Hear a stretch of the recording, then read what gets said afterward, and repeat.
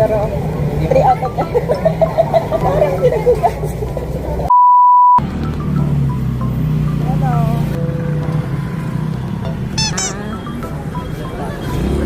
No street foods dyan.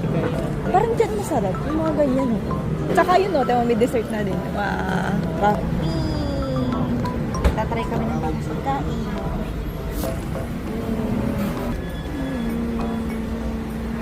Parang ang sarap ng meatballs. Wow. Ano nga tawag? Black, ano? Oyster. Oh, millet with oyster black meatballs. Black Ito, meatballs. Black meatball. Ito, guan soup. Guan. Ah, may laman siyang gulay. Paano ko mapapakita sa kanya? Parang talaba lang. Ito, Talaba? Ah, may gulay siya, tapos may talabang kasama. Tapos may itlog. Parang talaba. Lalo pa yung talaga. Ito yung black meatball. Parang siyang may ano siya. Ang tawag dito, parang siyang may meatballs na sa loob. Choco, nakikita. Diba, siya siya na malagkit. Ayun yung malagkit.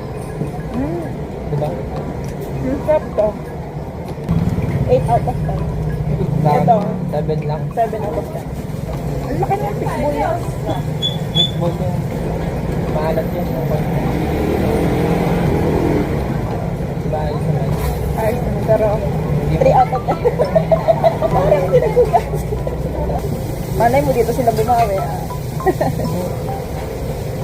Medyo bumawi dito. Naging 4 out of 10. Tapos na. Ano sasabi mo sa kinain natin? Okay naman. Okay na parang hindi. Night market. Ito. Kami nilibig na. Pagkahaba naman sila. Ay, sa sushi. Pinasok kasi yan. Saan na naman? Ayun mo. Yan yung mga essential, hindi laruan. Detergent, headphone, namin, sombrero. Yun, may toys. May electric fan.